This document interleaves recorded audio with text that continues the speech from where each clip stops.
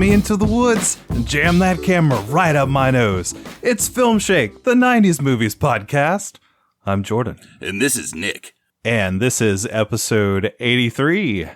We're still covering 1999 movies.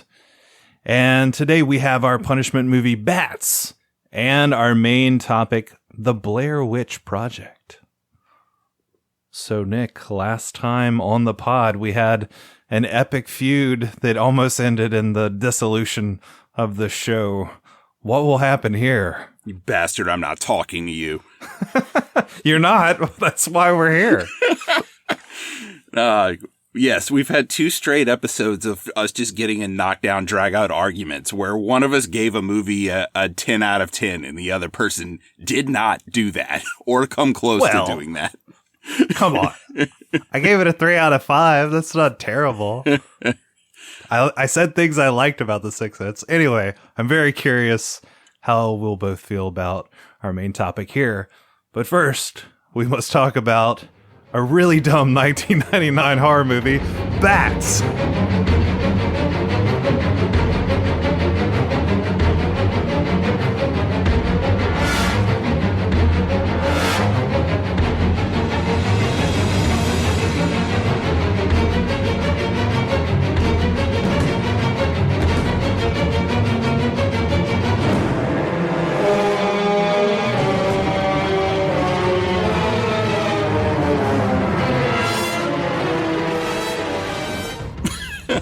Yes, and I love that it feels like we're going through 1999 in alphabetical order this episode. Bats, the Blair Witch Project.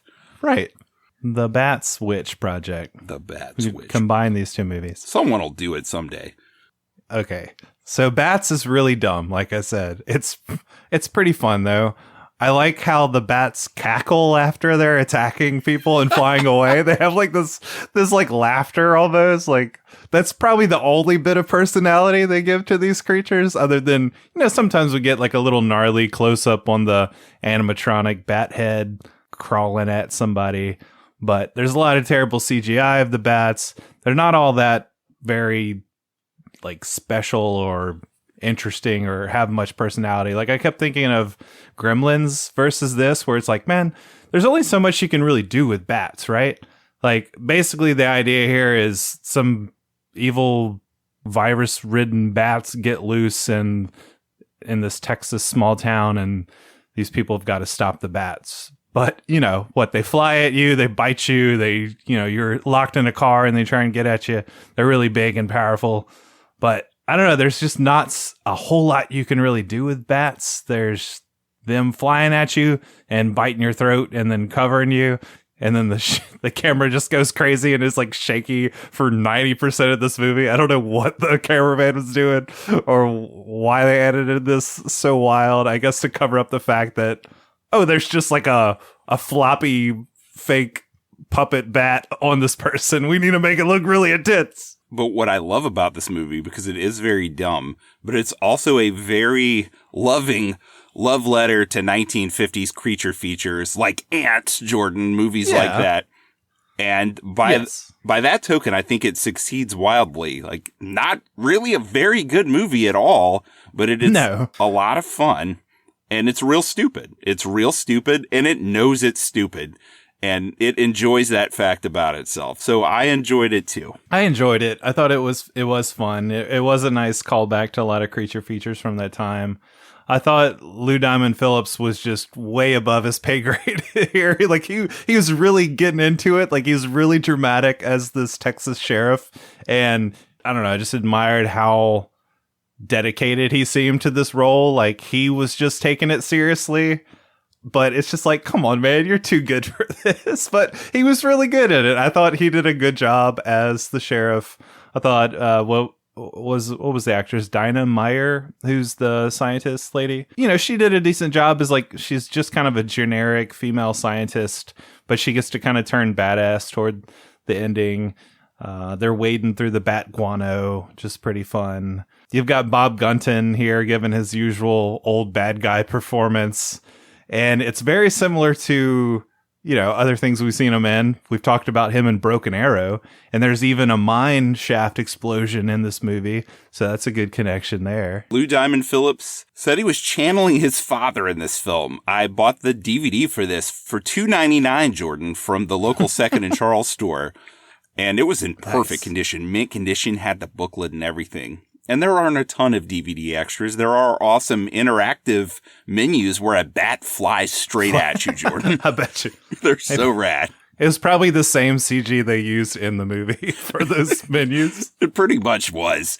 And Lou Diamond Phillips just seems like he's having fun. He doesn't, if you look at the behind the scenes extras, no one is really taking this very seriously, but they are having a good time and trying to at least make the movie as fun as they can. So the whole cigar chomping thing that he does throughout this movie, he said he was just playing his dad almost exactly to a T. And then Dina Meyer, she's gorgeous. She looks great in this movie. She looks even better than she did in Starship Troopers. She doesn't get in the shower with anybody in this movie, but she does get showered by bats, and she looks great even when she's walking through 10 feet of guano, Jordan. Yeah, I mean, she's got that tank top on at some point and the cargo pants, and she's ready to kick ass. Yeah, even though she's just like a bat scientist. Right. Like a true 90s heroine. She starts off wearing a jacket, and then she's like, get this thing off me. Oh, yeah, I gotta take off this jacket she fills the hole of the ticket taker booth when she's hiding in the ticket taker. Is like, oh yeah, you just gotta happen to take off your jacket so the bats can't get in. But we know what you're really doing, movie. Right. Show us some skin. And then Bob Gunton, most famously the warden from The Shawshank Redemption, just hamming it up so badly here, but badly as in goodly. He's a mad scientist here, just a total mad scientist. He created these bats in a lab.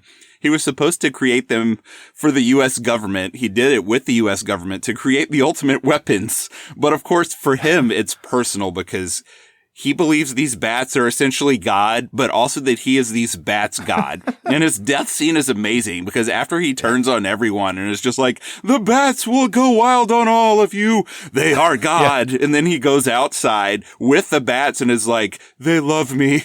They worship me. And then they just murder him. It's magnificent. Rip his throat out. Is he like the Oliver Platt from Lake Placid who worships the crocodiles? He's like the bat guy here in the same respect, but he's really evil. I guess so, but Oliver Platt I kind of found annoying in Lake Placid. Yeah. I like Bob Gunton hamming it up.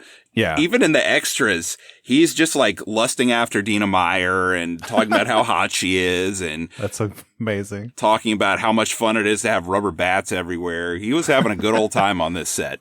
Apparently. That's good. I'm glad everybody had fun making this. I mean, you've got Leon, who's playing the techie token black guy, which I noticed he also was in Baps from 1997 as himself. So, Baps, bats, maybe there's a connection there. Right. And if you don't know who Leon is, if you've seen Cool Runnings, he's not so serious here. He was kind of the straight man in that movie. In this movie, he's just like, I love bats from 100 miles away, so I like to study them, but only from 100 miles away. His comic relief in this is so over the top. It's like every chance they can get, they throw him in there. It's like, oh, hell no, those bats ain't get me, or whatever. It's just like, it's very stereotypical, like token black guy stuff for late 90s.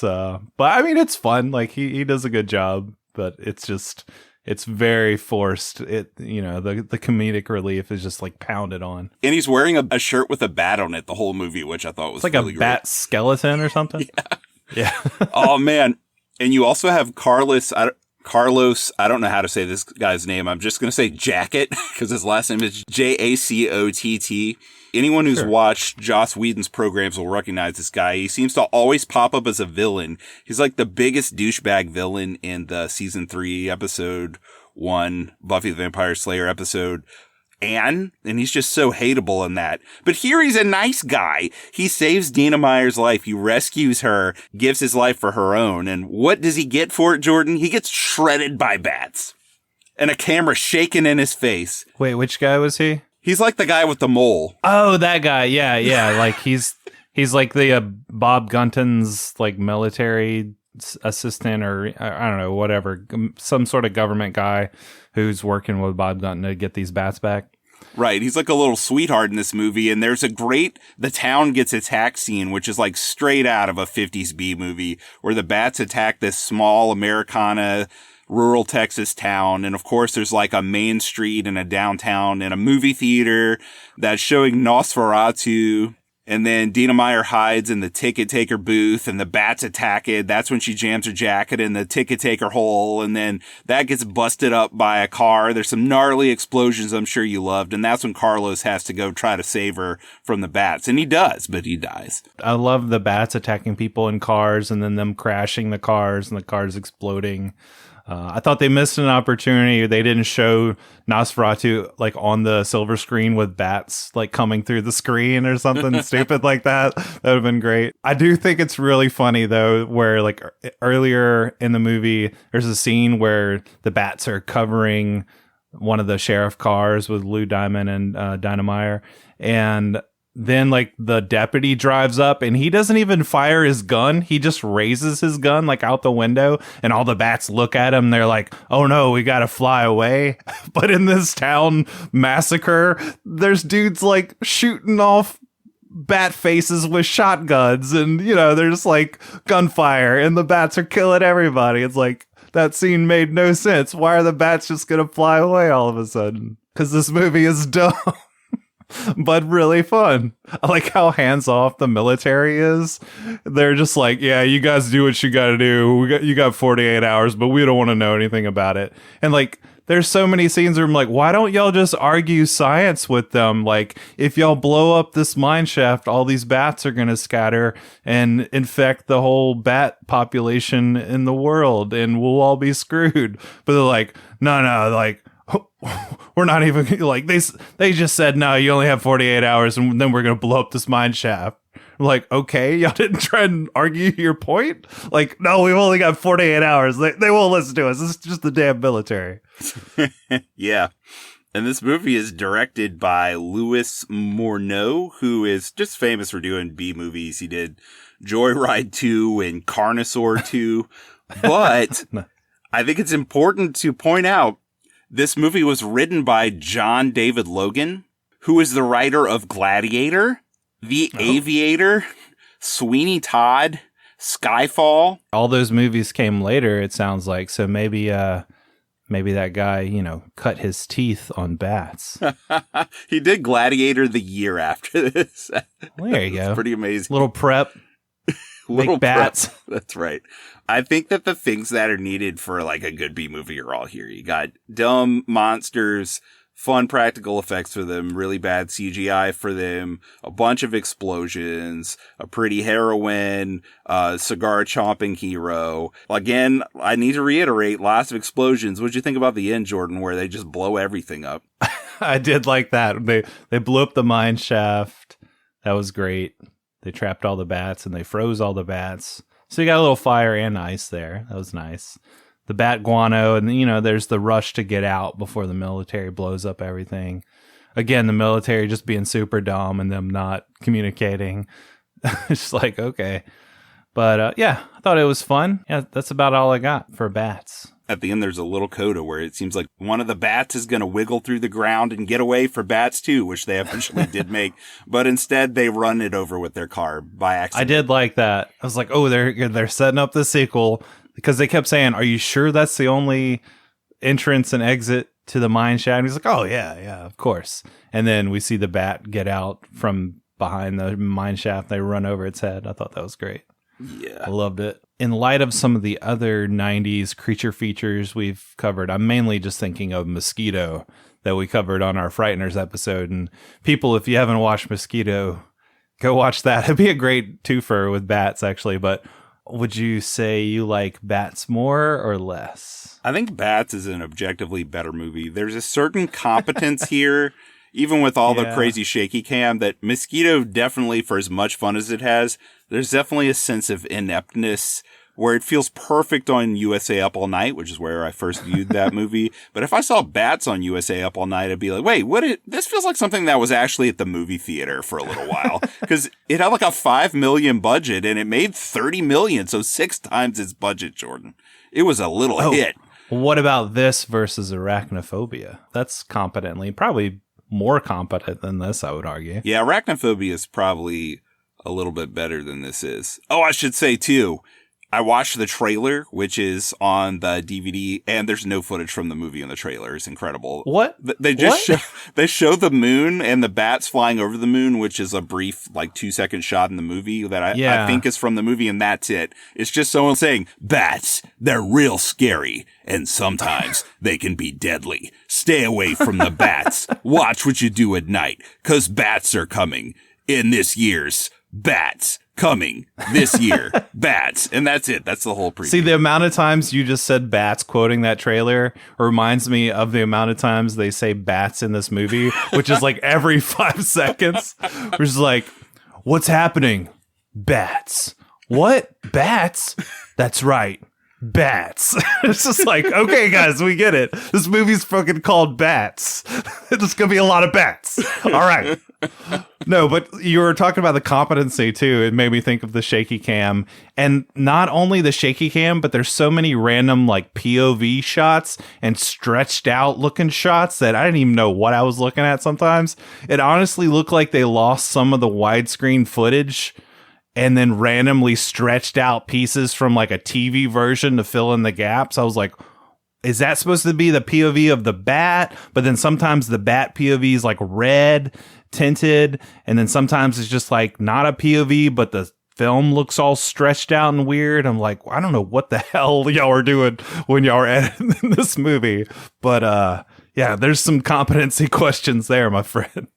That is true, and I wonder if that's because they had the PG version of this for TV or for VHS. And then I think the theatrical version of this was PG-13. And I kind of wonder if when they restored the R-rated footage, they were like, crap, this isn't pan and scan. We got to stretch it out. Because there are a few shots where it's like, the film is stretched. What is happening? Oh, wait. So I think the version I watched was PG-13. Is there an R-rated version? Yes, sir. I texted you about that. I said, watch the rated R version, Jordan. You said there's a PG version. Don't watch that. Oh, I remember.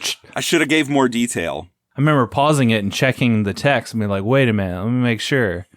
But I wonder, if there's like creepier, gorier stuff I would have dug if I would have watched the rated R version. I failed you, my friend. Yes. So was it PG-13 or rated R?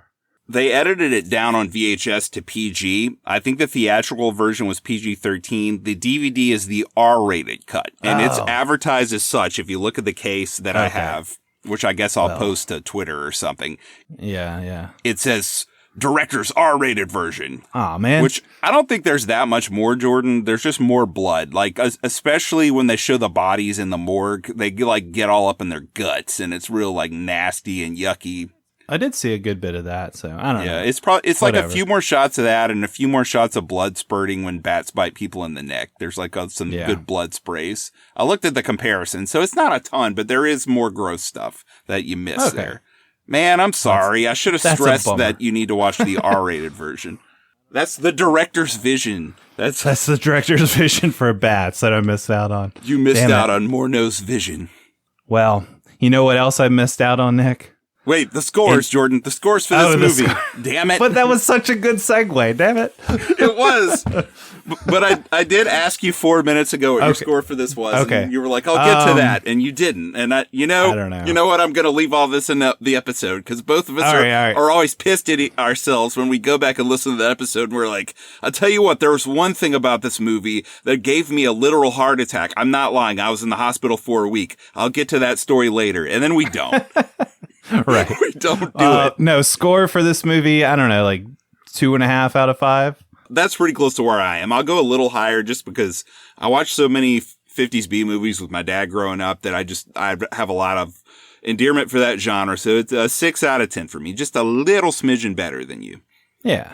I mean, I could have gone 3, but I feel like, there's enough issues with it or I'm like, okay. And I don't know. I feel like it could have been a little bit more fun, or maybe just the premise of bats is just a little limited. I mean, like we were talking about with arachnophobia, like even with spiders, I feel like there's so much more versatility. And then you got this big, gnarly, nasty spiders that they blow up and the goo goes everywhere. Anyway, but yeah, 2.5 out of 5. Bats. That's right. 2.5 bat scientists. Bat scientists. Yeah, that whole scene with where they first meet and he's like, does that mean you're a batologist? And she's like, no, that means whatever I just said 5 seconds ago. It's like, man, this is some punchy dialogue for sure. Crypterologist. Yeah. That whole scene was just super awkward between them. It's like, all right. Yeah, the last bit of trivia that I should put out into the world is Bats was supposed to be far more comedic originally, and they wanted to make it a little bit more of a thriller and a little bit more of an action movie. So originally there was a lot more humor, and they cut it all. I want the funny version of this, Jordan. Yeah, I would too. Yeah, I would enjoy that. Like just I don't know, it makes me think of a good mix of horror and comedy and thrills and stuff. Like I watched I don't know if I talked to you about The Blob when I watched the 80s version of The Blob. Yeah. And just like how over the top, wacky and gross and goofy that movie is. But like say when the blob comes out of the girl's shirt and melts the dude, like I want to see a bat like biting a dude on the nuts or something. Like somewhere in the cutting room floor, there's a few frames of a dude getting bit on the nuts by a bat. All right. Nice. All right. What the hell was your awesome transition that I totally ruined? Let's pretend like it's organic. Oh, no, we can do it for real. Well, we missed out on the bat balls bite, but you know what else I missed out on, Nick, in 1999? The Blair Witch Project.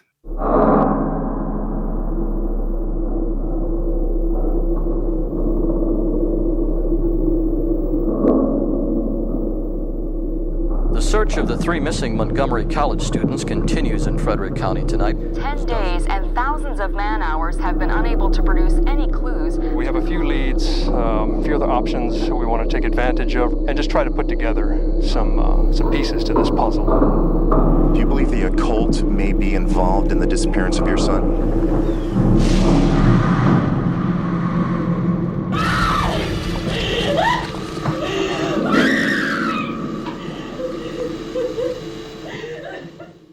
Roping the Blair Witch Project into getting bit in the nuts by a bat, which could have happened to the characters in the Blair Witch Project. They were in the woods. There could have been a bat that bit one of the 2 guys in the nuts. That's true. And then they could have gotten rabies. There was 20 hours of this movie shot. So. But yes, I had never seen this movie. There's a lot of obvious notoriety and hype about it over the years. Never saw it. I don't know. I've just never been that interested in found footage.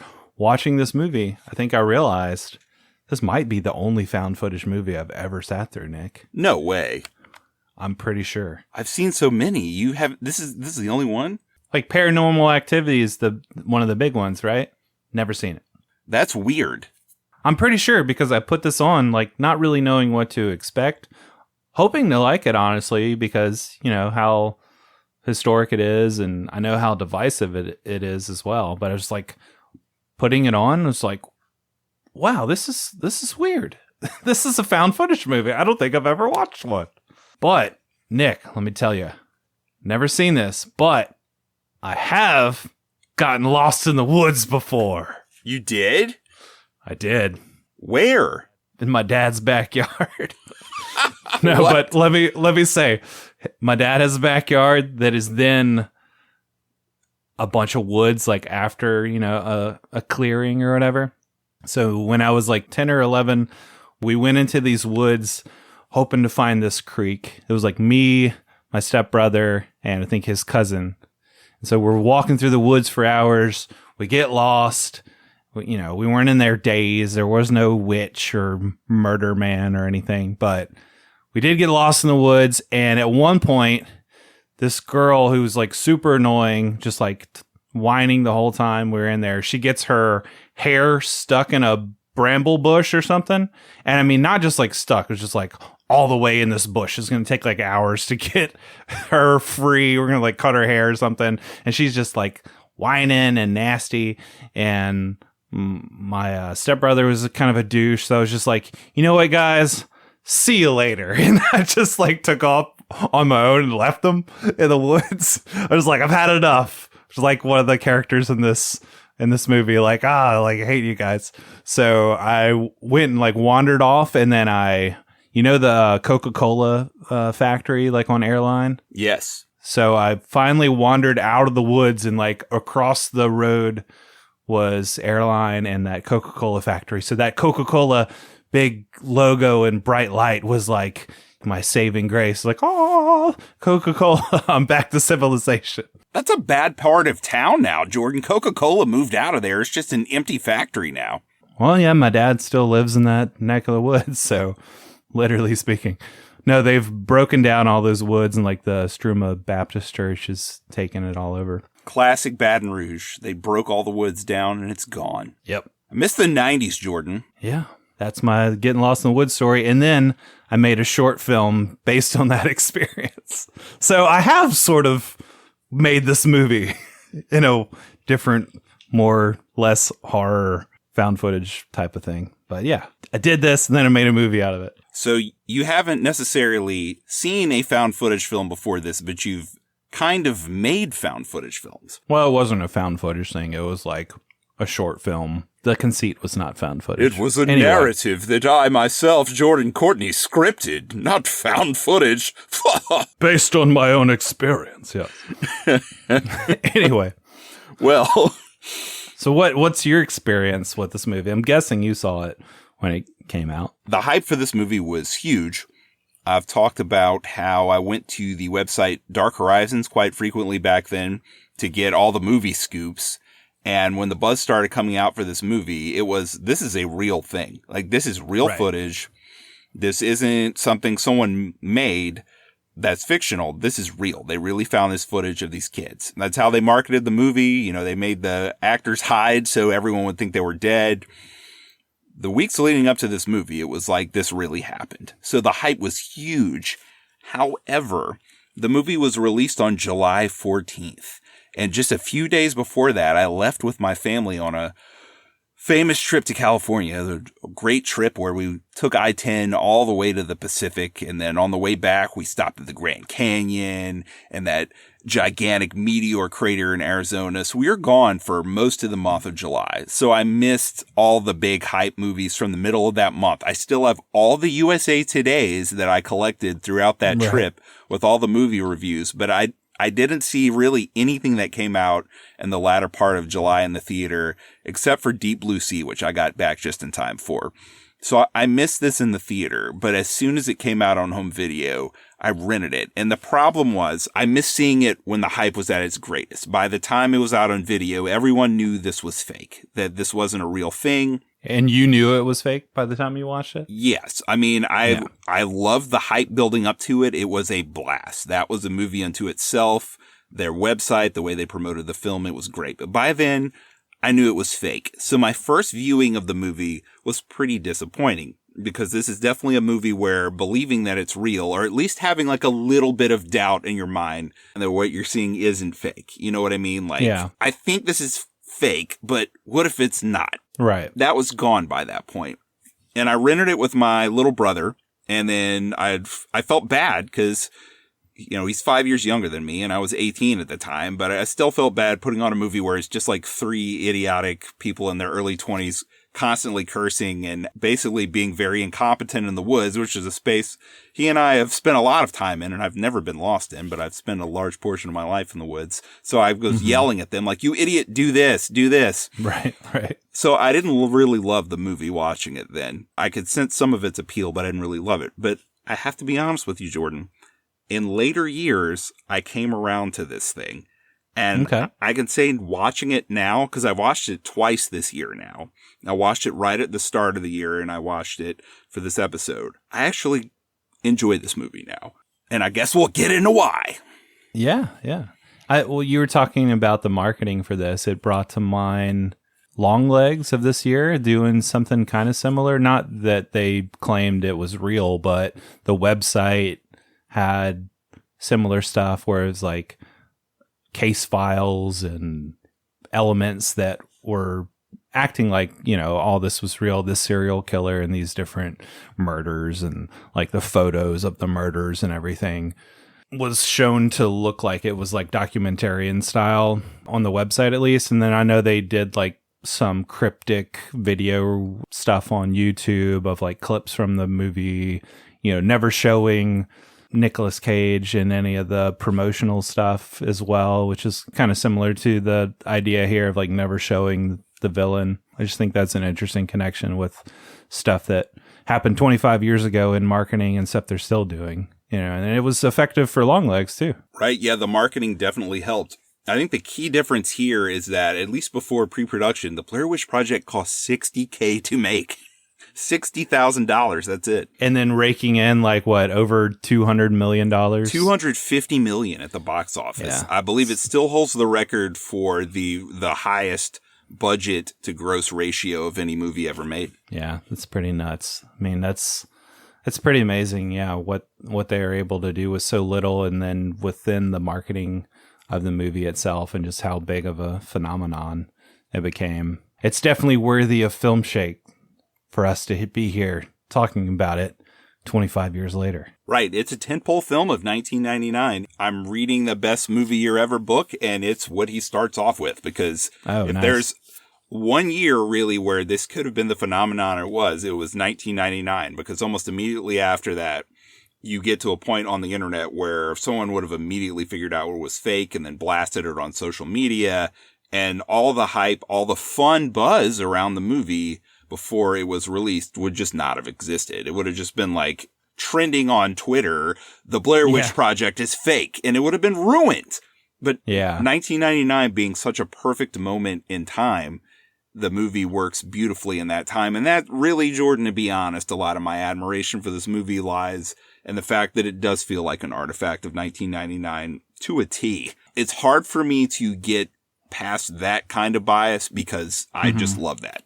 There are other things I love about it too, but yeah, that's a major one. Well, I think this is interesting then, because I feel like I can kind of bring a bit more of an objective point of view as far as how I reacted to it, because like I said, I had no real stakes in liking this or not, you know, no real attachment to it. I almost felt a little antagonistic toward this film for a long time, as far as just like, I'm not interested in found footage movies. You know, that's not cinema growing up, you know, having that kind of attitude. And then, yeah, just like all the hype and stuff around it, as young people can often be, or it's just like, oh, that's really popular and that's not really something that I'm interested in, so I'm going to like shit on it even more, right? But so watching this now, I feel like, okay, trying to come to it on its own terms and appreciate it. And so I have to say, I thought this was really effective. Hey! I really enjoyed it. What? We're back, baby! Jordan back. and Nick are back! I was really impressed by the spell of realism that they could capture with this. Like, okay, I went in knowing it was fake. I went in knowing all the history of like, oh, we try to pass this off as a documentary and it's fake. But even with that, I felt like I kept waiting for that spell to be broken and to like kind of see through the cracks, or if they'd make like a choice here or there that looked too fake or looked too much like a movie or whatever. But I thought it maintained that quality all throughout. I was really surprised by that, honestly. I was like, okay, this is going to fall apart at some point.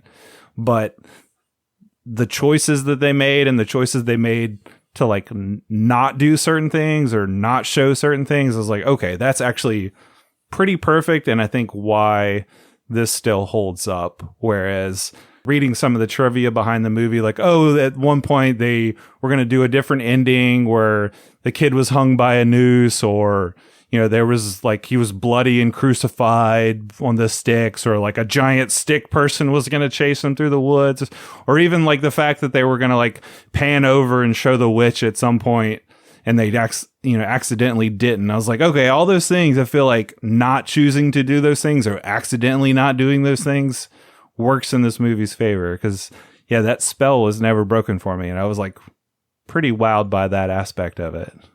Just the realism that it could maintain. I've got to reference our old friend Jim Carrey from the movie Batman Forever right now, because I'm having a joygasm right now, Jordan.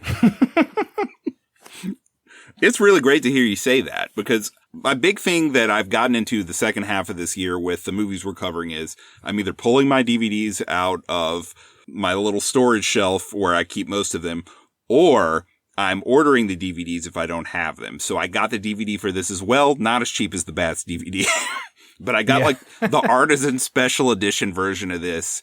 Nice. Which I just love the design in the menus. It's like the best late 90s DVD menu design with that weird like graphic overlay where it's got like weird things in motion and they're all laid on top of each other.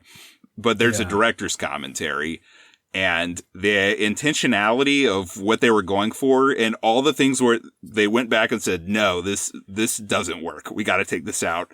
This makes it seem fake. Right. There was so much work put in to that. So it's really nice to hear that you reacted well to that, because that's something that stood out to me every time I've watched it again and again. Is I feel like I keep falling more under the movie's spell, even though like I'm further and I'm older and older, and things like this I don't know if they should be more hokey to me. I don't know. Maybe I'm just past that point of already knowing the movie is fake, and that has worn off to where I don't care anymore. Now I'm just enjoying it as a movie. Yeah. I felt like that's where I was at for the most part, of just like, okay, I know this is fake, but how much can I appreciate this as a movie? That's awesome. So maybe I'm less biased than I used to be in regard to this. I don't know, man.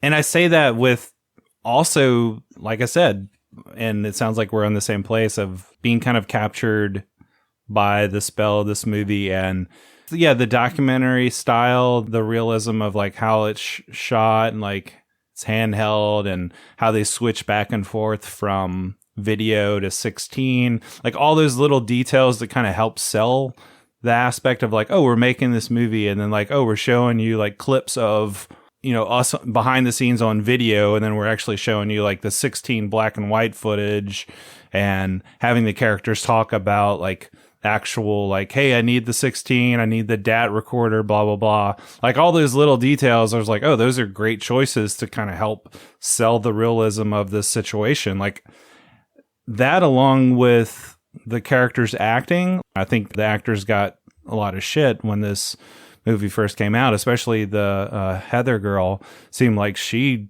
got a lot of backlash from being in this movie, and then like her career suffered, and like she was, I don't know if she was like attacked or just like harassed or whatever. But I think even the Razzies that year like nominated them for worst actor or whatever. I don't see it, man, because again, like these characters are improvising and acting this whole time, but I was waiting for that to peek through, but I never saw that. I never saw the acting come through. It all felt real to me, and I was really shocked by that. That's awesome. I think her character is supposed to come off as someone who is arrogant and full of herself. They purposely had her be as pompous as possible early in the movie when she's doing her narrations in the town of Burkittsville, and she's essentially slowly humbled throughout the film, to where when she gives her famous speech at the end where the camera's up her nose, you know, and it's total darkness except for a portion of her face, that moment is earned because she's been so arrogant and she's puffed herself up so much, and it's not her fault that there actually is a witch in the woods that murders all of them. Right. But her arrogance does sort of doom them in a way, and she's genuinely apologetic for that at the end of the movie, to where I don't think that moment is stupid at the end. I think the movie earns that, and it recognizes that shrillness that she has where she's ordering everyone around and saying, I know where we're going. Why are you doubting me? Just listen to me. Just do what I say. Yeah, that would be annoying if the movie never calls her out on that, but it does. And there's a payoff. Yeah, I agree. I agree with all that. I think all that was purposeful. Those choices to along with the realism, like presenting these characters as kind of unlikable or have, flawed in many ways, where they're bickering, she's arrogant, like insisting on going certain ways, doing certain things, insisting she's right and knows what she's doing. Josh and Mike just both kind of berating her at times, and Mike losing the map or, throwing the map away purposefully. Like, all those choices were great choices to add to the realism of this. And so, yeah, I don't see why any of them should be denigrated for their performances. I mean, I think it's just like another one of those things within the culture, and especially late 90s, early 2000s, like bro mentality of like, oh, listen to this like, nagging bitch, like she's so stupid. And actually those people would be like under the spell of the movie too, like believing her to be that character, right? And so it's like any ridicule that they got for who they're portraying in this movie, like, kind of proves the point of like, oh, you bought it. And it's all because of me that we're here now. Hungry and cold and hunted. Yeah, she was really good in the role. And she is no longer an actress, nor is Mike. The only person that's still in the business is Joshua Leonard, who plays Josh. They all go by their real names, which I know Heather Donahue greatly regretted, and she recently changed her name. I think her name is Ray Hance now. She didn't want to go by her original name anymore. But interesting. I like to, especially on repeat viewings, how these characters start to differentiate from one another, because Josh is kind of the more like punk rock dude that kind of has more of an attitude and kind of gets more emotional.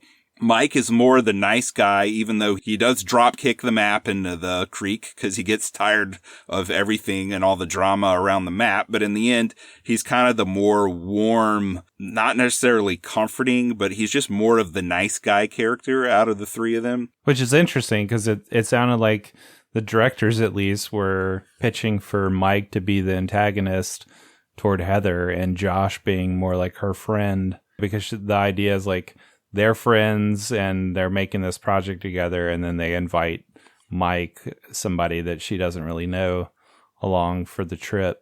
But I feel you in the same way, where it's like, even though at first Mike seems to be a little bit more distant or prickly about things, I think he does turn into more of the warm character to not really be there for Heather. I think there's still tension between them toward the end. But yeah, I don't know, Josh gets like really angry and then he just disappears. Well, the interesting thing is, this is something else revealed in the commentary.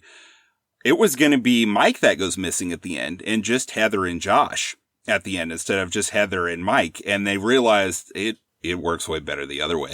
That doesn't work at all. And that they changed it up. Yeah. I mean, that choice, again, just all these different elements, like making that choice for him to go missing, I thought was awesome. Just not expected. I liked the nightly sounds and the visits by the witch off screen. Even just like the frequent black screen with audio only. Just like all those little elements.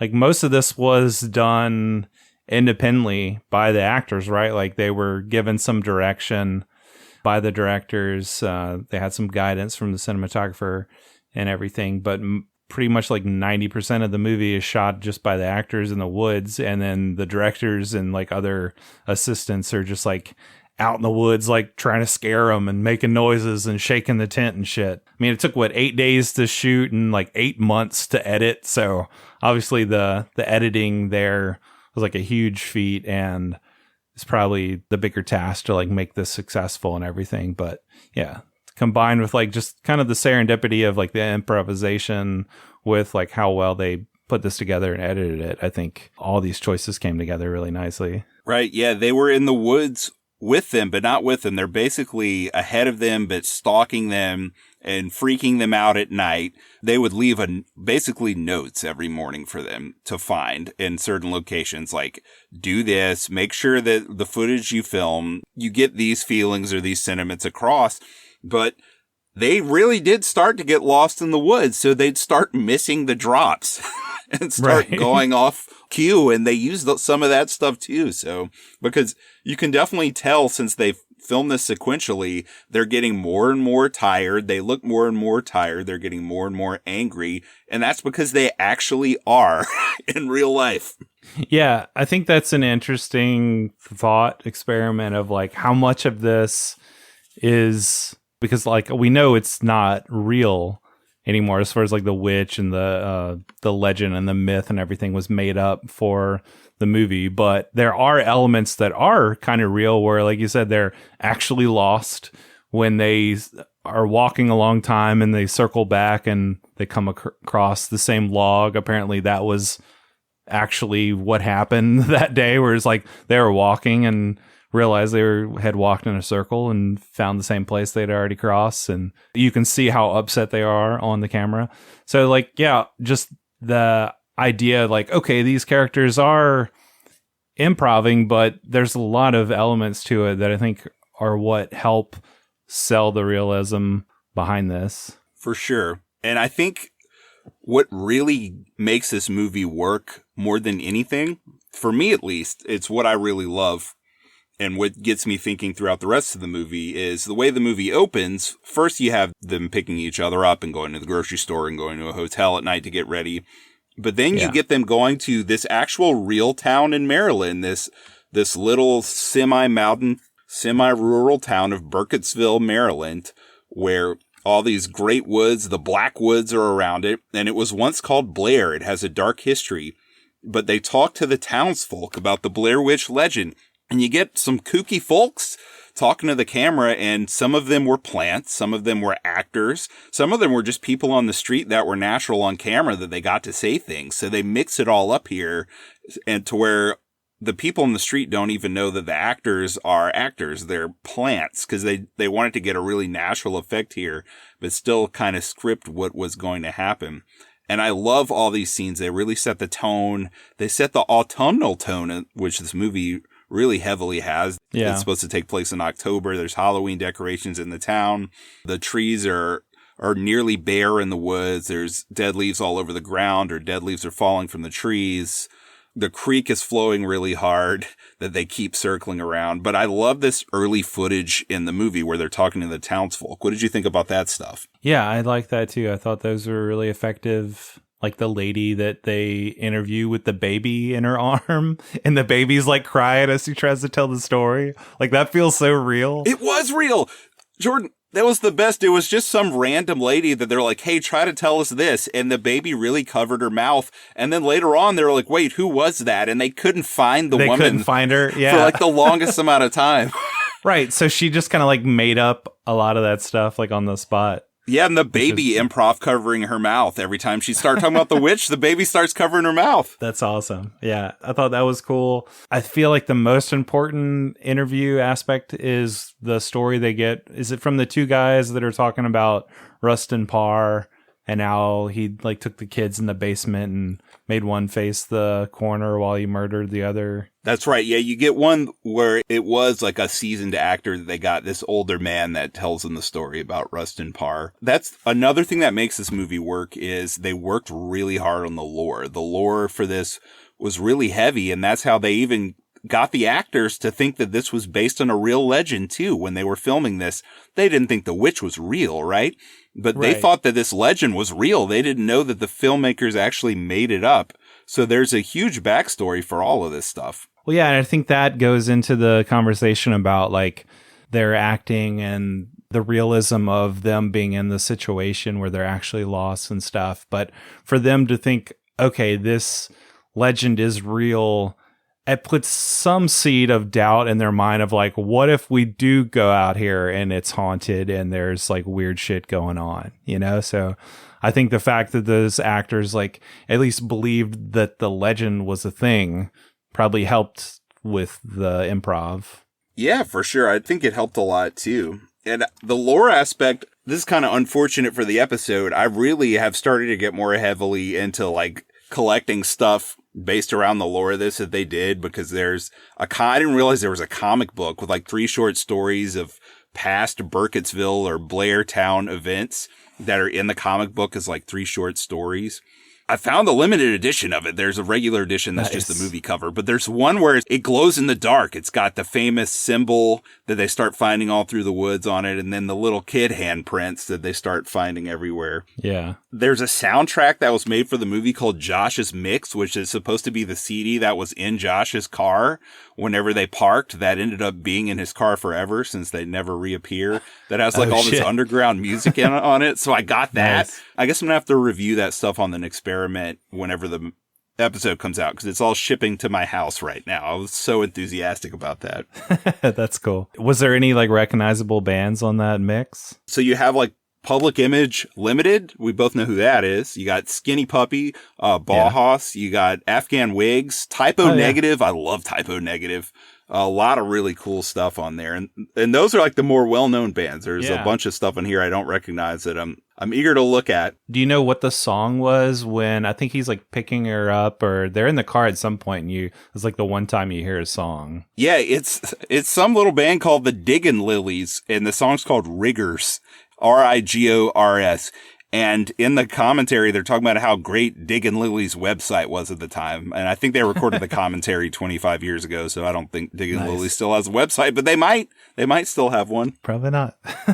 It's not on the soundtrack, but it is a fun song. Yeah, I kind of dig that little song.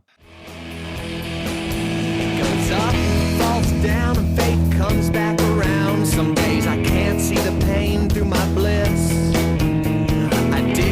I hate you, no intent to disgrace you. There's a million lies on my lips. I read the words and search for meaning. Search the words and try to believe. Reach for ways to find new meaning. Read the word and eat the words that say somebody's gonna pull you from this hole. Somebody's got to pull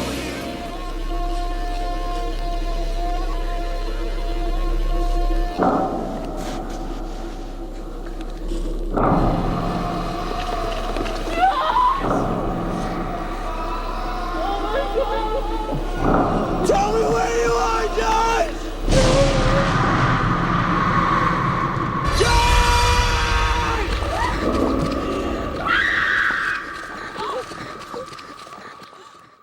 Well, speaking of the lore, let me ask you this. So we do hear this interviews and the lore behind, okay, there's a witch that lives in these woods.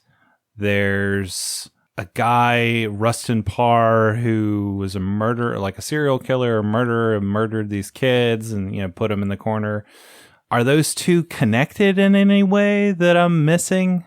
The witch is one thing, and the Rustin Parr serial killer guy is another thing. So what Rustin Parr says is a woman spoke to him in the woods and told him to do these things. Oh, was that in the film? Did they say that? It's in the film, yes. Okay. It is in the film. Missed that part. The fact that he would kill two kids at a time, he'd have one stand in the corner and stare at the wall because he couldn't stand them looking at him while he did that. And that comes back later in the movie.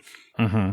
That's there. And also you've got the kookiest character, and I love Blair Witch theories now too, which I'll get back to her later, but is she the witch? Mary Brown. It's this kooky lady they talk to in this kooky house that is telling them all these things, and you don't get all of their interview. They leave some of that off camera, and the characters will reference some other things she said later on. Yeah, what did you think about Mary Brown? I think she was a real character, and character like her personality was interesting in real life. But what did you think about her? She was wild. Yeah, she was out of focus because the guy shooting, Josh shooting 16 was not good at filming yet. So most of her interviews out of focus. Yeah, she's real kooky. I think it's all in black and white, right? With the 16. And she's got kind of wild eyes and crazy hair. I can't recall anything that she said. I just remember the look of it. When she was a child, she was laying by the creek, and the witch came to her while she was there, and the witch was covered in black hair. Like a horse. Like fur? Yeah, like a fur, like horse fur. Then her arms, she had like a shawl. Right. Wool shawl over her. And she scared you? She threatened you? And she didn't say anything. but she just kept staring, and then she opened up her shawl. And what was under there?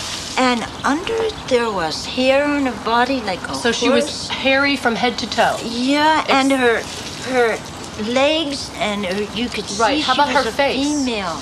But just kind of like strange looking. And there's a pretty prominent theory that she actually just is the witch, and she's met them outside of the woods and has talked to them here and lured them into the woods with her speech. So that's a fun theory that I enjoy. There are a few others. There's one other that we'll definitely get to, and it isn't a thing that I'm mentioning now and then we won't get to. We will get to it. Okay.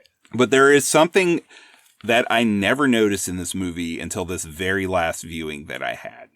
And it's that when they go into the woods, they're looking for this graveyard. And they find it, and it's these rocks stacked up. It's a, how do you say that word? C-A-I-R-N, Cairn? How do you say that? Cairn, I guess. Yeah, I have no idea. But yeah, where they finally find this graveyard, and it's these rocks that are stacked up on one another. And they accidentally, I think it's Josh, knocks one of the rock piles over. And nothing bad starts happening to them until that happens. And I never noticed before that Heather says a line later where she's like, what was that scripture from the Bible that Mary Brown told us about rocks? What was that? I can't think of what it was. They don't mention it, but Genesis 31:52 states, this pile of rocks and this one special rock both help us to remember our agreement. I will never go past these rocks to fight against you, and you must never go on my side of these rocks to fight against me. And they do. As soon as they go past the rocks, it's over. The witch is like, no, you're all going to die. That's pretty cool. See, I kind of wish there was, well, I don't know. Like, how do you feel about that? Do you wish that was more explicit in the movie itself? Or is it more fun to dig in and find that kind of stuff? I got to tell you, Jordan, after watching this movie several times over the course of 25 years and just suddenly having a moment where I was like, oh, that's awesome. That was pretty rewarding. So I think I prefer it the way it was. Prefer it that way. Yeah. And it goes in with just like a lot of things. Like I love that the last people that they talk to are when they actually go into the woods. You have the shot where they leave the car and the camera lingers on the car, which is pretty ominous, especially if you've seen the movie already. But they get into the woods to the creek. They're looking for this rock where these men were all eviscerated by, supposedly by the witch. And there are these two men fishing. And there's something just like a little off and ominous about the two men. And one of them even says, right when the other one starts talking, you kids never learn, which is like, you're all going to die. Yeah, you're all going to die. Dumb kids. They give more detail about everything and of the legend. That's kind of the last moment you get of anyone but the three of them and the witch. It's just the three of them and the witch for the rest of the movie that you never see and just get hints of. But I love that too. Well, I think that that goes back to those choices of what to take out that could possibly break the spell of this movie. And yeah, it might be that if it was more narratively cohesive, like Mary Brown says on screen the quote from Genesis, and then we see him knock over the rocks, and then later she's like, remember what Mary Brown said? Like if it were more clear, I feel like that would be less realistic. That would show its hand a little bit more. But it is kind of cool that like the pieces are there. You just have to kind of put it together, and it's very vague. And that, I think, eliminates it from maybe breaking that spell somewhat. Yes. So rad. And I got to ask you this. Did you get to watch The Curse of the Blair Witch? I did not. I know you recommended it. I didn't get a chance to watch it. Right. So I think my family left for California on July 13th. So the night before that, July 12th, there's a documentary on the Sci-Fi Channel called Curse of the Blair Witch that was purported to be true. So I think this was the last thing I watched the night before we left for the trip. So that got like really cool things in my head because this is just done completely straight. Like this is a real documentary about the legend of the Blair Witch. So you get all of the lore about the Blair Witch here too. It goes further into depth. Again, this movie just has a lot of cool lore items around it to where you could have like your own little Blair Witch collection of items that you can live in and eternally visit, because 1999 is the best year, man. I love it. You're going to get the hut and live in this creepy ass shack. That's right. That's where you're going to move out to. In Glen, Louisiana, there's a shack you're going to replicate. The Blair Witch shack. Man, that's right. a thing too. Like growing up in a rural area in South Louisiana, surrounded by woods with just all these legends. We have so many great ghost stories in South Louisiana and so many weird, creepy monster legends. I mean, we have like multiple monster legends that are just like South Louisiana centric, like the Loup Guru and stuff like that, where you heard stories like this all the time growing up. Just from birth, you hear stories about things like the Blair Witch, these folk legend stories, folk horror stories that people tell you they swear is true. I've heard so many, and so many people swear. Like you did on our last episode. I did, yeah. I saw a ghost. I really saw a ghost. I believe that I saw a ghost. And almost everyone has some story like that, or some story that their parents or their grandparents or their aunt or uncle told them, or their friend or their friend's best friend's uncle's cousin, you know. But do you think that helps like sell this for you? Like it's just kind of within your wheelhouse growing up with all that? I think so too. And again, I think the time period is just perfect, because that's before you could like YouTube and be like, man, I didn't see any videos of that on YouTube. It's not real, you know? Right. It's just a better time to live, in my opinion, especially for your imagination. It's a much better time for your imagination. Yeah, I loved all that stuff growing up. It was total magic.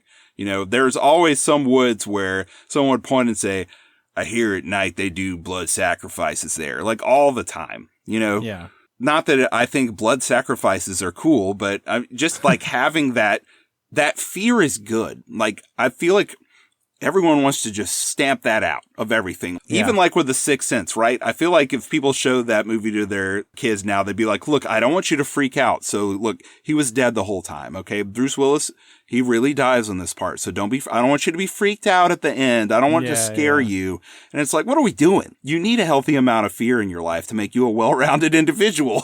All you saying that reminds me of, it wasn't really like a local legend or anything, but kind of for my neighborhood it was like, oh, there's these kids, the Plaisance, you know, even a very Louisiana name, right? It's like the Plaisance kids, like they're these older skinhead, badass, like snake eating kids or whatever. Like they bite the heads off of snakes and throw them in the ditch behind their house and eat chickens alive and, you know, shit like that. We're like, you know, all these like wild stories, probably because they were just like a bunch of rowdy teenagers, like, catching snakes in the creek and stuff. But it, you know, goes wild after that. We would go through the ditch, as we called it. It was just like a really long creek that went behind my neighborhood. And anytime we saw these kids like back there, we would freak out because, you know, like probably going to get our ass beat, of course. But, you know, there's also the legend of, you know, they're going to sick a snake on you or whatever if they catch you.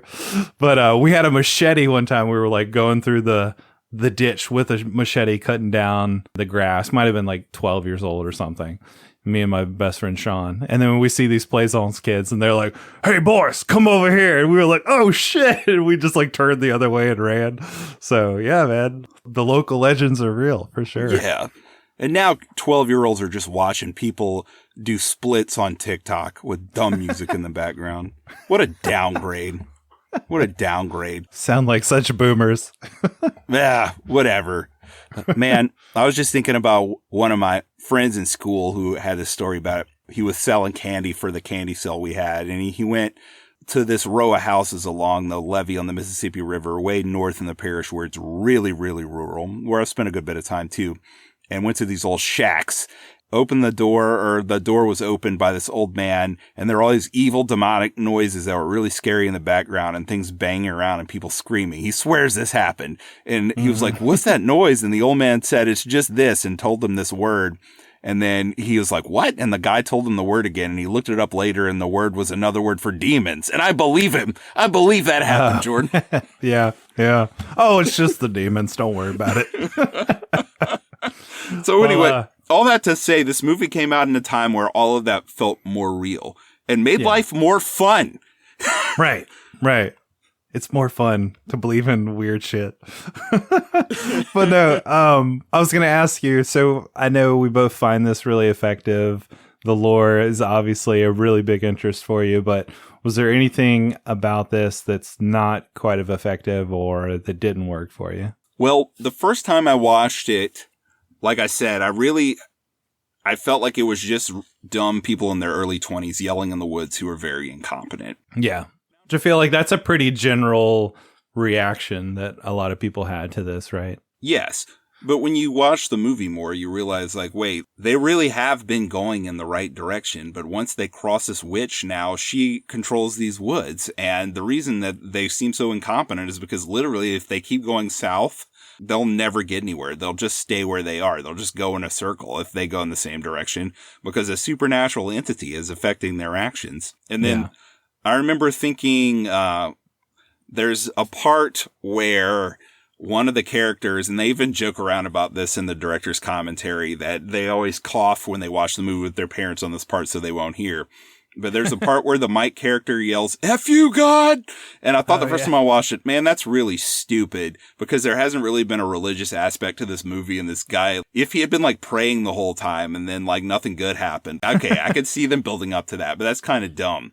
But then like going back and watching the movie multiple times, like, okay, there actually is like a religious element there to where there's like a scriptural basis for what's happening to them almost. Not that what's happening to them is like scriptural or biblical, but there was a scriptural reference as to what they did wrong to bring all this doom upon themselves. So even that works a little better for me here. So I can't believe I'm saying this because my original thought was, I don't see how this will ever get any better. You don't see the witch ever in the movie, even at the end.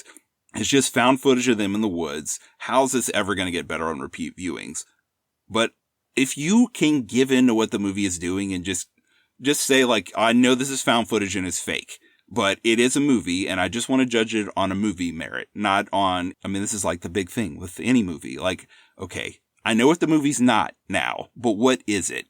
And I feel like what it is pretty darn good. As you're saying that, and we're going to get to our movie connection at some point here, but with The Sixth Sense and this, there is a bit of a connection, right? Where people could have seen this thinking it was real.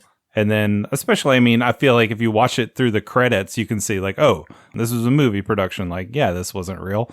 But yeah, like people could, apparently people didn't get that from the credits. They still went out into the woods and went to Burkittsville and tried to find the witch and everything. But I don't know, there's an interesting connection there where it's like, oh, along with the twist of The Sixth Sense and people like, you know, finding that out and then rewatching that. And then same thing here. It's like thinking it's real at first and then realizing it's not and then rewatching it. So I feel like that's an interesting comparison, especially for two movies that came out like really close to each other. Yeah, I think Sixth Sense came out not too long after this. It was a little less than a month after this. Let's see, the release date for this was, I said it already, it was July 14th. And what do we say the Sixth Sense was? August 6th. So this was still at the movie theater. Sixth Sense was really the movie that kind of dethroned it from the top of the box office. It had already started falling, but then Sixth Sense started raking in the cash. I think I would argue here that like, even though this movie was marketed that way and that helped get people to it and sell the audience to like come and watch it, I don't feel like the movie itself necessarily relies on that idea of like, you know, oh, you have to believe that this was an actual documentary. Like, I feel like I can watch it knowing it's fake, but still enjoy it and even appreciate like how realistic it comes across, you know? And so I know you're a big Sixth Sense lover, 10 out of 10. We had our big fight and we're back on good ground here, but I would argue this film might be a little bit more successful, at least for me, in that it doesn't rely on that twist or that, like that whole turn of like, it's you know, it's a real deal, but oh wait, no, it's fake. I'm going to marginalize you now in that even though I like the Blair Witch Project, I think it's a safe bet to say that the majority of the people on Earth who have seen both movies would rather go back to The Sixth Sense. And I would too. But I do like this movie a lot. Honestly, I probably would rather watch The Sixth Sense again because I can't see myself going back and rewatching the Blair Witch Project a whole lot. Like, even though I found it effective, it's not something like, I feel like, I'm probably one and done, maybe in like 20 years rewatch it or something. But yeah, it's not something I necessarily need to watch again anytime soon. You know what's weird, though? I think it's becoming a comfort movie for me. And it's weird, too, because the shaky footage was like making people throw up in the movie theater. Man, I felt like Bats was shakier than this. You know, you might be right, because I don't find it to be that shaky. And maybe it's because I've seen so many found footage movies at this point, it doesn't feel weird to me. But that autumnal atmosphere where you're in nature, it's autumn, sometimes it's raining, that creek is flowing, the woods is my comfort place, even though this one just happens to be inhabited by an evil witch. It's become a bit of a comfort movie for me. So I think I'm probably going to keep revisiting this because I have done that. That has been happening. So I'm glad you're comforted by the witch. No, I asked you if you thought anything was not effective or always effective or that didn't work. And then I didn't ask you that because I'm a dick. But hey, Jordan, was there anything that you didn't find effective about this? No, I mean, I felt like, okay, so these are things that I do kind of dig about this movie with like the stones and the twigs and stuff. I like that they have these little artifacts and they appear in the morning after they've been attacked at night and that kind of thing. I did feel like this was maybe the one element that was maybe eking into me having to suspend my disbelief a little bit because it's like, obviously low budget. It's like, okay, we can just put some stones here and then have the actors react, or put some twigs here and have the actors react. And I know like some of the parodies and like a lot of the shit that this movie got was like, oh, you never see the witch. It's just a bunch of sticks and stuff, So like maybe that was creeping into my brain. But I did, however, think like a really key moment with the twigs and stuff was when Josh goes missing. And then later they find that little, the twigs like wrapped up into like this little bundle and they open it up, or at least Heather opens it up with Mike not finding out that, there's blood and teeth and like a tongue and all this stuff in there. And that apparently it was like real teeth that they got from a dentist and all this stuff. I thought that looked really great. And again, really realistic, like totally selling that moment. And, she's obviously very upset and crying and freaked out by it. So that is in the end still effective, even though like parts of that were like, oh, okay, I guess I've, we've got to suspend our disbelief here. These twigs and these rocks are showing up or whatever. And it's obviously low budget. Like, okay, that's something really easy to do to say, oh, the witch showed up and look at the twigs on the ground now. But yeah, the teeth and the tongue and the blood and everything was pretty gnarly, man. That looked like pretty gross and pretty awesome. Dude, you know what gets better on rewatch too? When you start thinking, wait a minute, that's Josh's tongue. Yeah. But they've been hearing Josh screaming and calling for them every night. So that's not Josh. Oh, yeah. That is pretty cool. I thought the ending with where they do, finally go to the house and they're hearing Josh, but they can't find him anywhere. Extremely eerie, like really well done. Like I love that aspect of like going up the stairs. Oh, like hearing him up the stairs. And then all of a sudden they're hearing him down the stairs and they're running all over the place trying to find him. Thought that was really cool. Yeah, I love the build up to that where it's just Mike and Heather after he vanishes. And in one way, the dynamic between them does lighten a little, like you mentioned before. So there's like a little more levity there, but then they're like just completely isolated. And the filmmakers, another intentional thing they did with the sound design was every night they started using less and less bird and insect noises to make it quieter and quieter to increase the isolation. So they really, really build up to this last night where they come upon this house in the middle of the woods. And I love the bloody child handprints everywhere. Yeah. I love the runes on the wall. Right. I love the noose that's just to the left of the frame that you can miss if you're not paying attention. There's a freaking noose hanging from the ceiling. I didn't see the noose. Yeah. Oh, dude. I didn't notice it until the second to last time I watched it. And apparently some of the filmmakers didn't even realize it was there. And they're like, whoa, there's a noose there. That's cool that we got that on camera. the creepy mantle.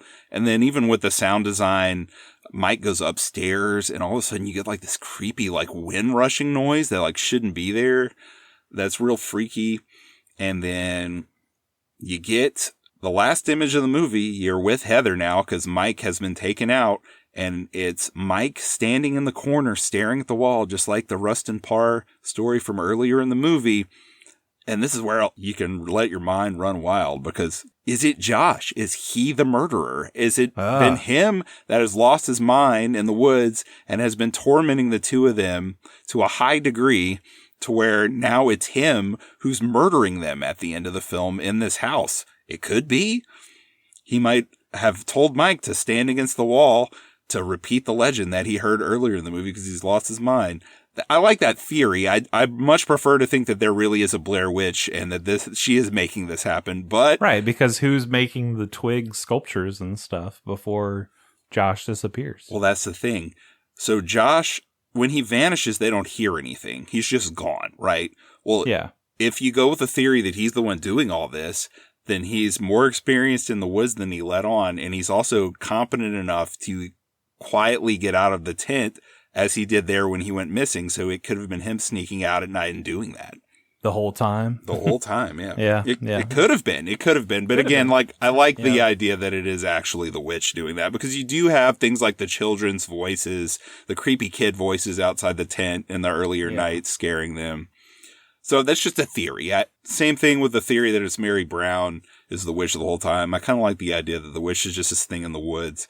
And she doesn't always bother everybody, but they mess with her rocks, so she's pissed. Well, and I thought it was interesting that Josh is the one that knocks over the rocks, and then later his pack is marked with the slime or whatever, and then he's the one that goes missing. So it's like, oh, well, like, you're the one that's screwed up, you're the one that's going to be taken, and then the other two just happen upon the house, and like, okay, well, you've invaded the sacred spot, so you must die. Right, exactly. And the witch stole his tongue and used his voice, so it's like he's like the most desecrated out of anybody. Right. But I love the detail too that then they go missing without a trace, and then just a different little film crew of film students later found all their tapes like stuffed under a different house in there, and there's never a trace of them that's ever found.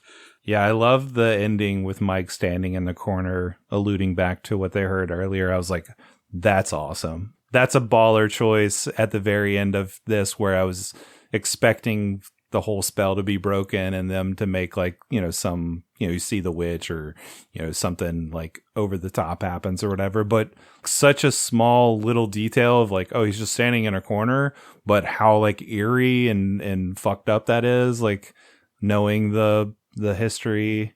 And then I don't know, it's just like creepy to begin with because you're in a basement and it's like video camera footage, and then she gets knocked out and just like, man, and then it just ends like that's it. I was like, okay, I love that.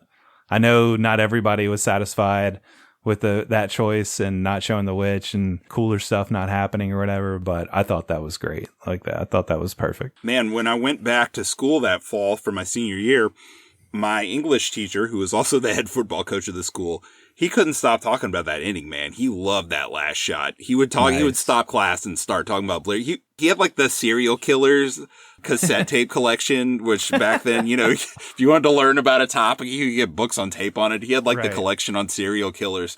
Perfectly normal back. Well, we'd be like, Coach, hurry up and get to the end of the lecture so you can tell us about a new serial killer, which unfortunately I heard about Albert Fish from him. I wish I could have unhear that stuff. But one time he just started talking about Blair Witch because he was so psyched about the ending. He was like, what do y'all think was happening? Do you think like he was possessed? Or do you think like he was dead already? He was like going into his ideas. And I was like, man, that's cool that like this movie has not only been such a big phenomenon this summer, but now it's affecting my classes this fall for my senior year. So that's cool. Do you have other theories that you want to spout here? Those are the big two. I'm sure if I watch the movie again, or the next time I watch it, maybe something else will come to me because it's fun to do that. Do you? Well, not theories, but just kind of questions of first time watching it. I'm like, okay. And I had missed the element of Rustin Parr being told by the witch to kill the kids. So I was like, okay, so there's a witch haunting them in the woods, but okay, with him standing in the corner at the end, and them being knocked out, is that Rustin Parr killing them, or like somebody else, doing the same thing? Jordanette, I like where you're going there, because I don't think it would be Rustin Parr, since he did that in 1941. And the movie's supposed to take place in the mid-90s, but it could be Josh's body without a tongue that the witch has been speaking through in the woods and yelling at them, and the witch is now compelling him to murder both of them and I guess kill himself afterward. Yeah. And then she just takes their bodies to some evil spirit realm. I don't know. Or it could be one of the guys that they interview earlier who are like, you kids never learn. Dude, I love that. Yeah, that's a great thought. I like thinking that too. I mean, I love their placement in the film where those are the last two people they see and there's just something a little off about them. So it could have been them doing all this. I mean, I don't know. There's just so much. I love when movies leave things up to your imagination, Jordan, if they're structured well enough. You can't do that if you don't structure your film well. But if you do, it's amazing. It's the best. Yeah, I love it. I love ambiguity at the end of a movie where you can just brainstorm all the different possibilities. That's really fun. Yeah, for sure. Now that you've watched this found footage movie, Jordan, there are so many other ones that are good. I feel like you got to watch at least a couple of them. Okay. All right. So we just did The Sixth Sense. Your boy Shyamalan, I'm just kidding. He did a found footage film when he started his comeback. He had his big period when he opened up with The Sixth Sense and Unbreakable and Signs. And then, he started having diminishing returns. The Village. And then all of a sudden he went through his bad I like period. The Village. I was a Village defender. So The Village, it's more divisive, but it's still generally well regarded, right? Yeah. I mean, production values, for sure. It looks incredible. Top notch. Yeah, it looks great. But then he went through this down period, and then he had this kind of comeback in the mid-2010s where he did Split, but before Split, he did The Visit from 2015, and it's a found footage horror movie. Shyamalan did one, and this was his comeback because it's a really well-made found footage film about these two kids who go stay with their grandparents, and something is just really messed up there, and they start seeing all this really messed up stuff. And it's a lot of fun. It's a fun movie. I think some people thought it was a little too light, but it's got some really good freaky moments. I like that. 2015's The Visit. But Jordan, if you want to go back, the 2000s have some great ones. You got Cloverfield from 2008, directed by Matt Reeves. Yeah, he just recently did The Batman. That one's fun. That one's got a giant monster rampaging through New York with found footage. You mentioned Paranormal Activity later, and footage from this episode, I'm saying footage, even though we're audio, because I'm just getting full douche with this. But earlier you talked about Paranormal Activity, and footage from this episode, I guess I'm going to keep in the episode. If I cut it, Jordan mentioned Paranormal Activity earlier, and that he didn't see it. From 2009, directed by Oren Peli. That's a good one, Jordan. That one is very effective. It was a huge phenomenon at the time. Spielberg really pumped it up and influenced the ending of the movie. And it's about a possession in a house. Jordan, I saw this movie in the movie theater just a few months before my son was born. People were freaking out during this movie. There's one part that was so messed up. I think we'll be okay now. This one lady took her shoe off and threw it at her. No, it wasn't her shoe. Was it her shoe? Damn it, it was her shoe or her purse. She took it off and threw it at her boyfriend, her significant other, and said, oh, hell no, and left and never came back. And he stayed. Why she throw I'm upset that you brought me to this movie? Oh, hell no. Yeah, because that movie scared the crap out of a lot of people. There's some really effective scares there. Yeah. See, I mean, possession stuff, I've still never watched The Exorcist. I'm just, I'm a little weary of demonic shit like that. Even after watching Longlegs, I know you weren't a fan of it, but I was like, I don't know, man, this thing's kind of getting in my head with some of the satanic stuff. And it's not for me. A little squeamish as far as that is concerned. Well, you should stay away from all the movies I'm about to talk about, Jordan, because the next one I'm going to recommend is 2010's The Last Exorcism.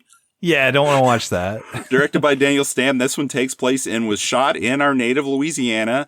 And it's a great spin on this with a crazy ending that I wish there was an alternate angle for the end because I want to see more of what happens, honestly. But I like that one a lot. The Paranormal Activity movie turned into a series, Jordan, and there are hits and misses. 6 movies or 7 movies? They just keep making them. They won't stop.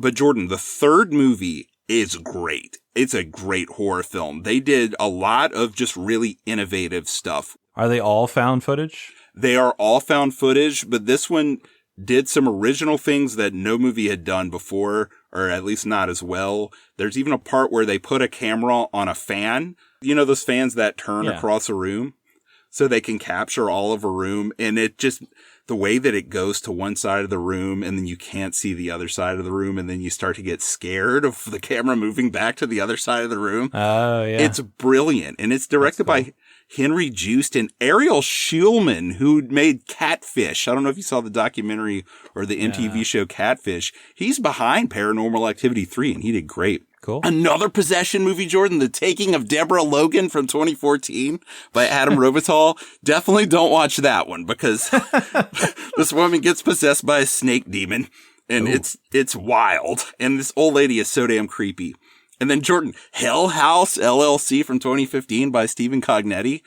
That's a pretty good one about these people that open up this haunted house but accidentally do it over a portal to hell and things go south. It's like Night of the Demons, right?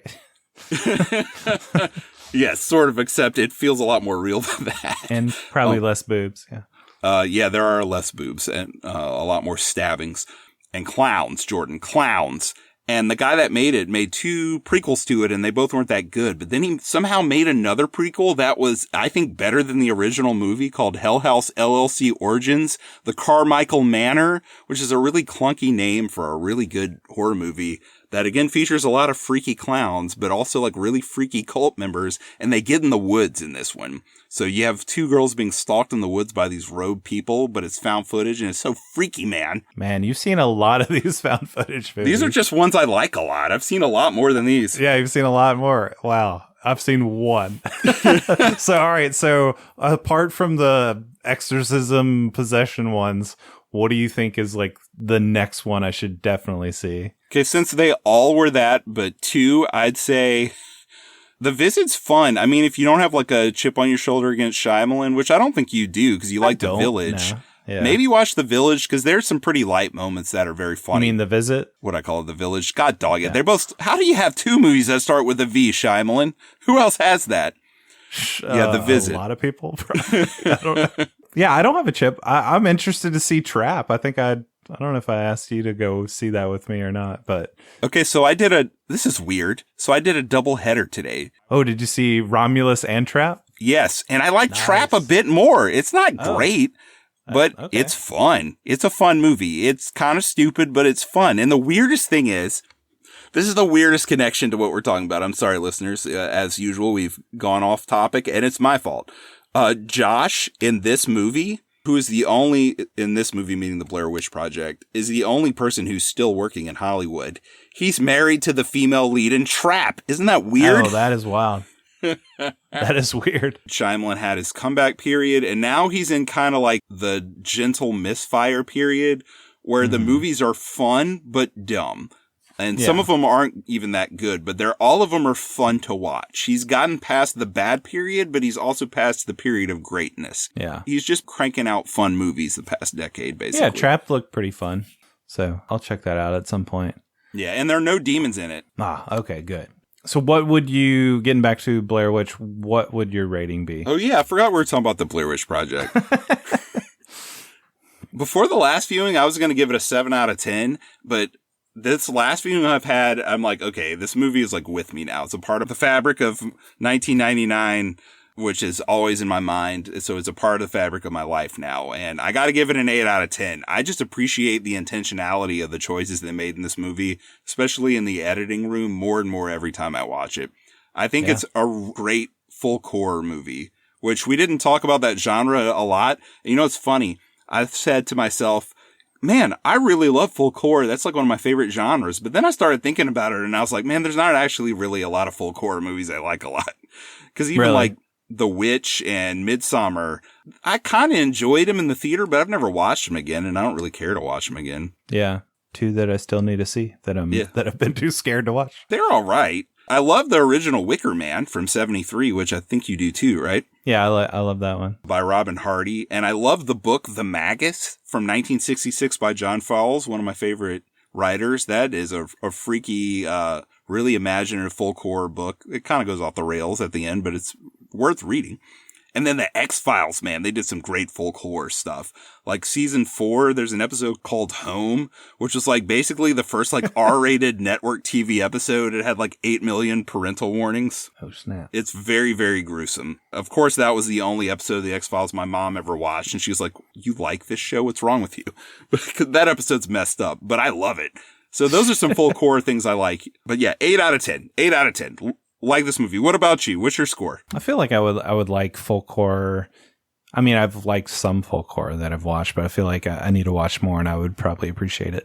But yes, I did like this a lot. And Nick, I think I'm going to go ahead and give this a higher rating than you actually. I'm giving this a 4.5 out of 5. Dang, Jordan, So, you liked it that much? That's awesome. Yeah, I like it I a might lot. get there with this one day. Yeah. I mean, originally I was going to go, 4, solid 4, but I think even just talking about some of the choices and like some of those details that you brought out, it's like, okay, actually, yeah, I think I can go even higher.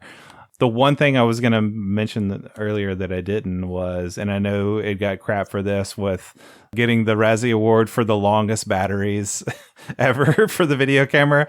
That I feel like is another like piece of suspension of disbelief that they could have maybe tackled a little bit better. Whereas like all you had to do is be like, oh, let me change the batteries real quick in my video camera. They do have a throwaway line at the beginning about the batteries, though. What does she say? She says, we got enough batteries. I don't remember what the exact line was, but basically it boils down to like, we got enough batteries to film like the rest of our lives and not run out. Oh, okay. I guess I just missed that. So there is a line.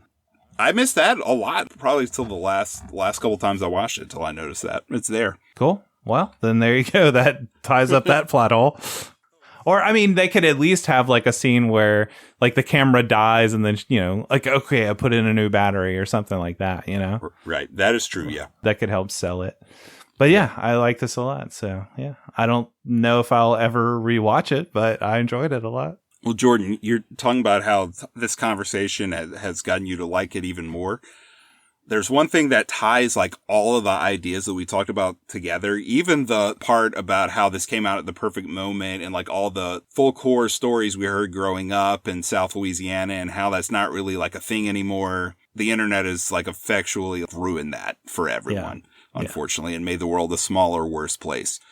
But I love right when they are getting lost.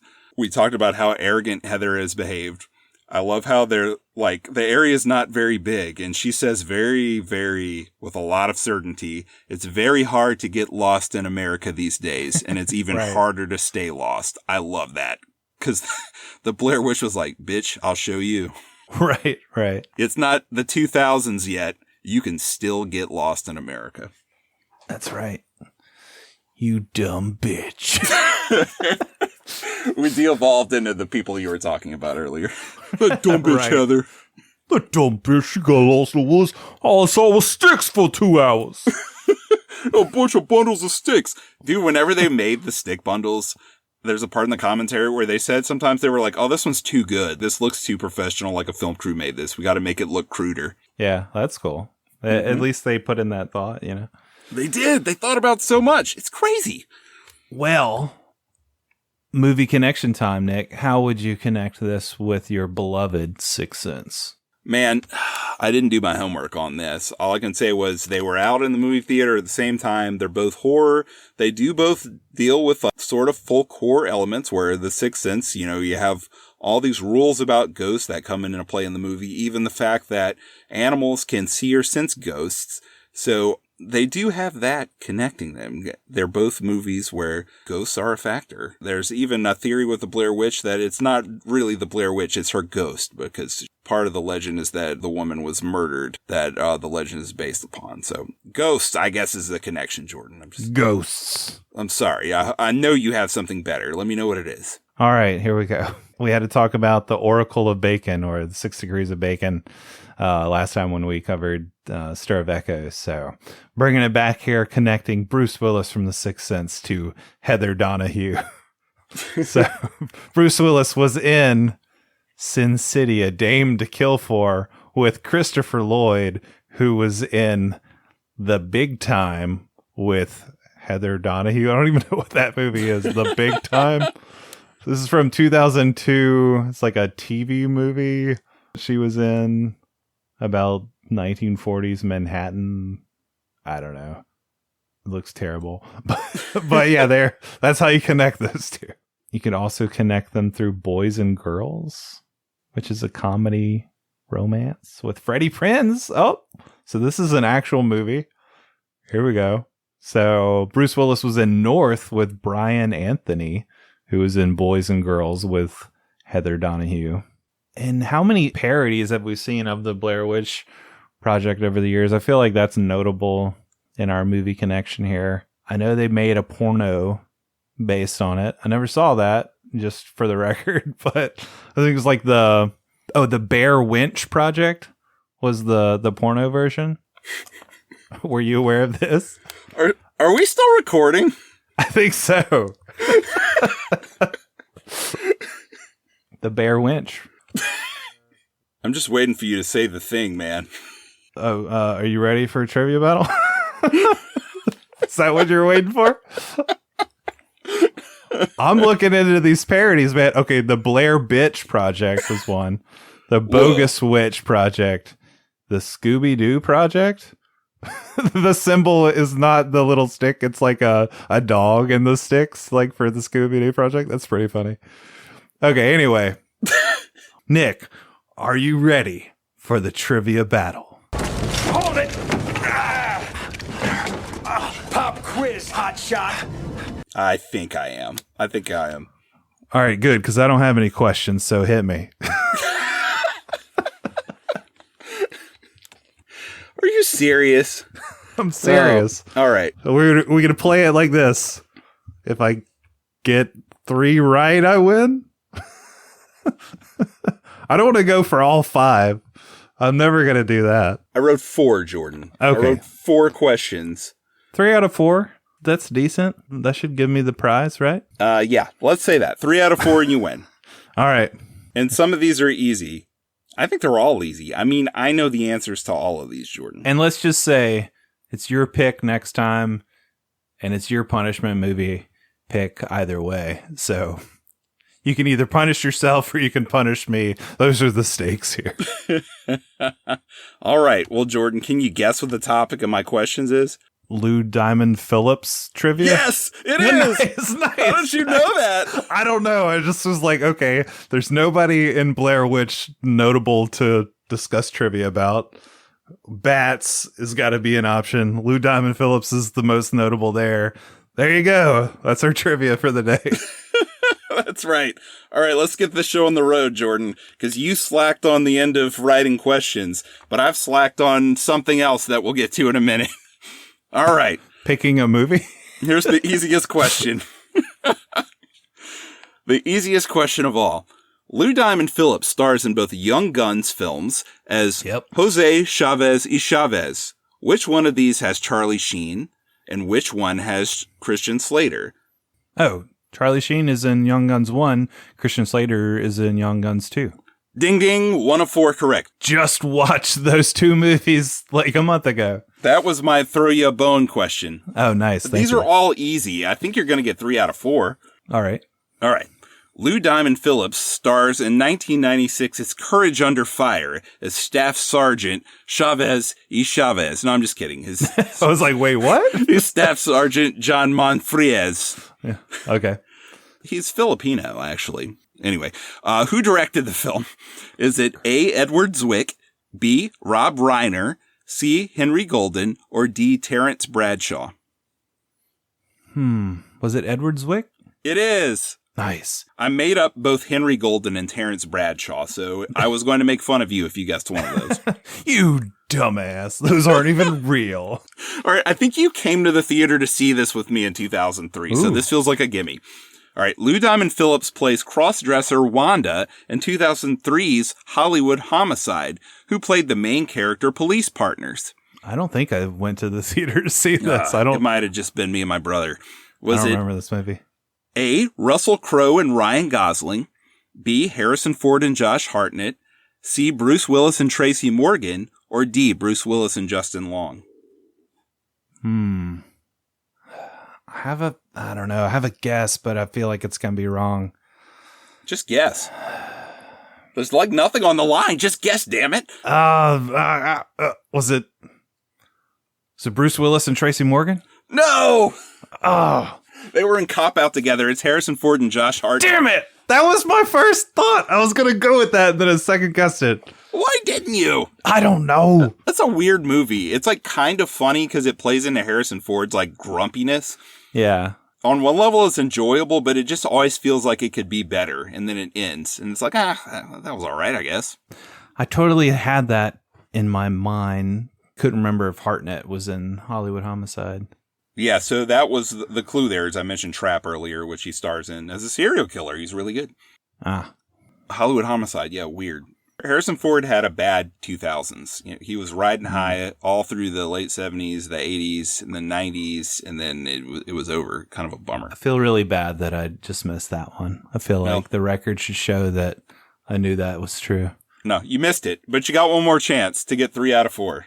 I've got one more chance to get 3 out of 4. All right, this is the hardest question, but I believe in you. Who composed the score for Bats, the movie we just covered? Who? Was it A, Graeme Revell? Graeme Revell. B, correct.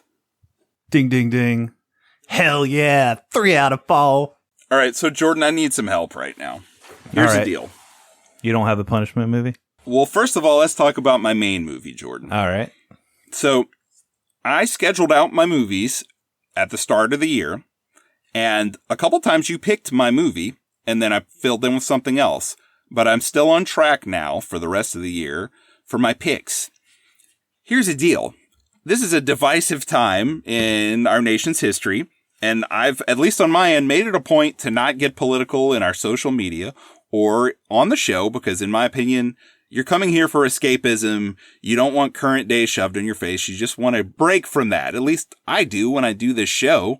All that stuff can be outside of the show because this show is a 90s movies podcast. So why would I want to alienate 50% of our listeners? Yeah. Why would I want to do that? Because no matter what side I pick, 50% of you are going to be like, oh, damn it. Why'd he do that? But my next pick, Jordan, was going to be the movie Arlington Road. From 1999. Oh, I thought you were going with Dick.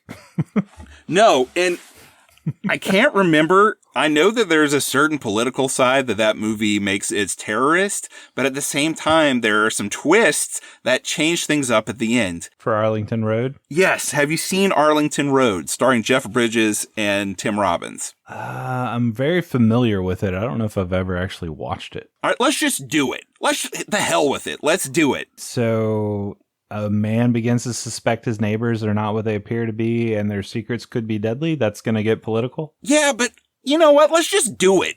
Let's just do it, damn it. Let's just do it. All right, so do you have a punishment? No, Jordan, what should the punishment movie be? Should we just watch Dick? Yeah, let's do it. Screw it. It's the political episode of Film Shake where we're not going to get political. Right. All right, 1999's Dick, that's the punishment. It's a movie about Richard Nixon, if I remember correctly. Even though it has a 72% Rotten Tomatoes and a 6 out of 10, this is our punishment.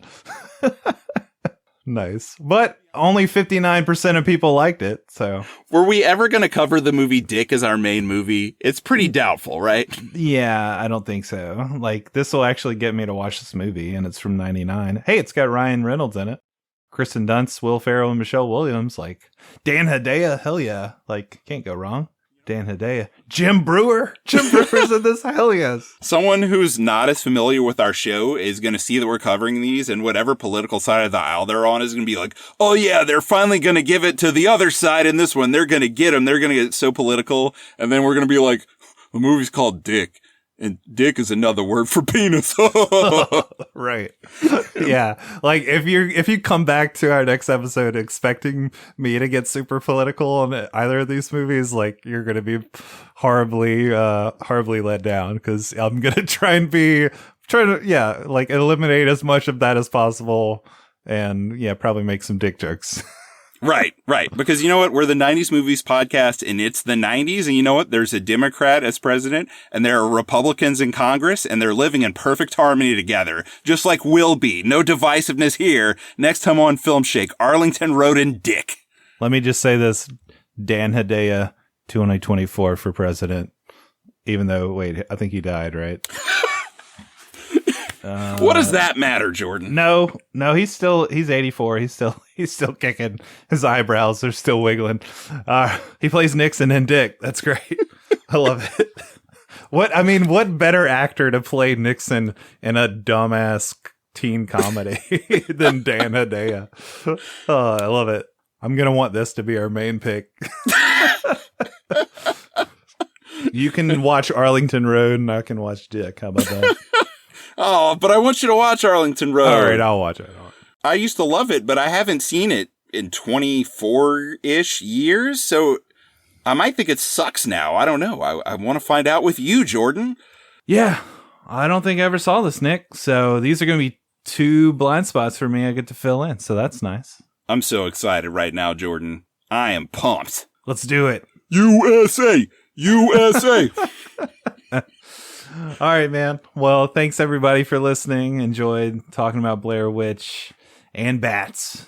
Go watch some stupid creature feature movies and found footage stuff. All those movies Nick recommended. I'm going to watch maybe one of those, plus Arlington Road and Dick next time on Film Shake. So check out our Patreon, patreon.com/filmshake if you want bonus episodes. For $3 a month, you can get new episodes that you don't get on the main feed. You can also sign up for $5 a month and get movie request episodes where you can punish us, or at least Nick, to watch whatever you want him to watch, and he'll come back and give you a special episode just for you. So check that out. Support the show that way and have some fun. And you can email us at filmshakepodcast@gmail.com. Find us on Twitter at 90s Movies Pod, or on Facebook. Just search Film Shake Podcast. But as always, we'll catch you next time for more Film Shake. Take it easy.